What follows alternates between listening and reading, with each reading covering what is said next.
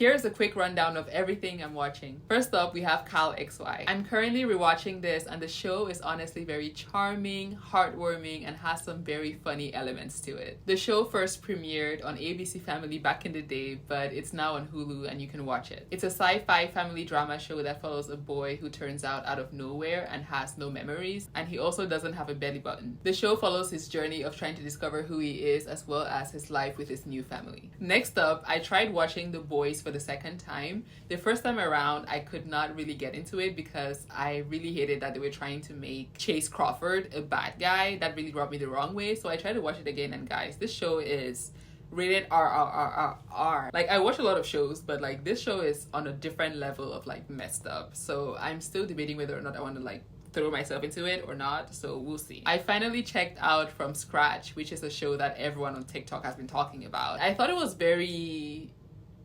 cheesy.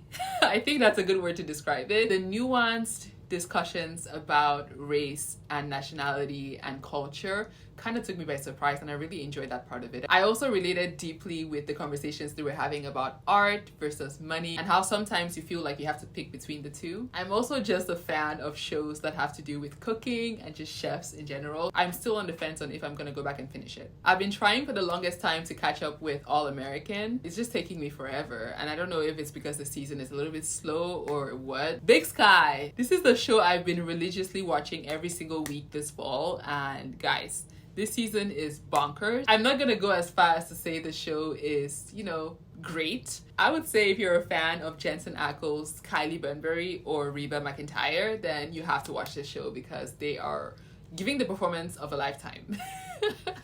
I can't even say that with a straight face. Look, I'm not even kidding. This show is the highlight of my week right now. It's basically a case of the week TV show set in Montana, which is also called Big Sky for some reason. I guess because they have like a lot of trees and nature. I don't freaking know.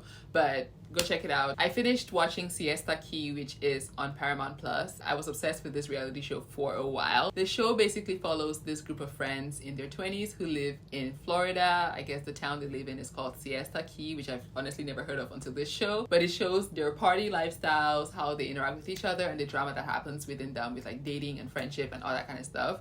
It's really good, but I would say the last season kind of fell off. It was so weird watching this last season because Alex, who is a cast member of the show, his dad is also a producer on the show, so he kind of like can do whatever he wants. It's so freaking weird. I've never seen this kind of dynamic in my entire life on a TV show. So basically this last season, they refused to show his face ever, and they would like show his arm and like his chin, but like never his face. It was so freaking weird. I also watched Crimes of the Future, which is a movie that came out this year. Kristen Stewart is in it, as well as Scott Spitman, who is one of my favorite actors. I love that man to death. Felicity, hello. But the movie is honestly one of the weirdest things I've ever seen in my entire life. If I had to say, like, I honestly could not explain what this movie is about. Like, it's so confusing, but also very entertaining at the same time. Like, I didn't feel like I wasted my time. Actually, I did. I wasn't like bored, I was just like, what is the point of all this? If I had to guess, I would say the movie is about a world in which like there's no pain, and so pain now becomes like a way for people to feel pleasure. So people literally like harm their bodies just to feel something, and